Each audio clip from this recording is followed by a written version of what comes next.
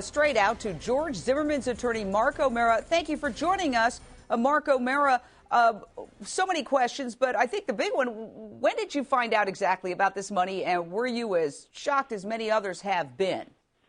Well, I think it was Tuesday late afternoon. I can go back and look. And it really came up literally as a matter of closing out some of the online presence that George Zimmerman had. Once we closed down all of the websites, he asked about the PayPals, and that's when I found out there was that much. And I must agree, it is a lot of money. It was surprising that people have been so committed to George that they would offer or donate that much money.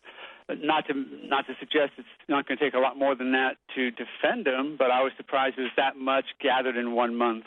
Well, we knew about this website before last week's bond hearing. Did you ever flat out ask George Zimmerman before the hearing, hey, how much money have you raised with that website of yours?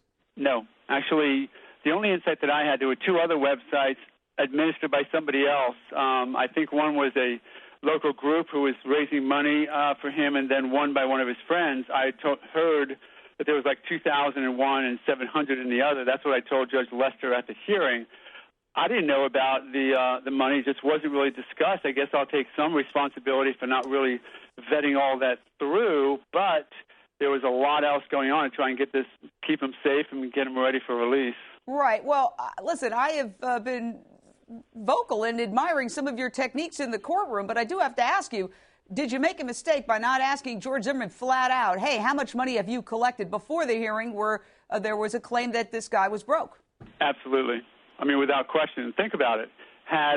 Knowing what I know, which is that as soon as the opportunity presented itself for George to discuss it with me, as soon as that presented himself, him telling me without question and transferring the money into my trust account literally moments later, so I know his position in it. So certainly had I asked him that question beforehand, I would have said these very words. George, do you have any money? Yes.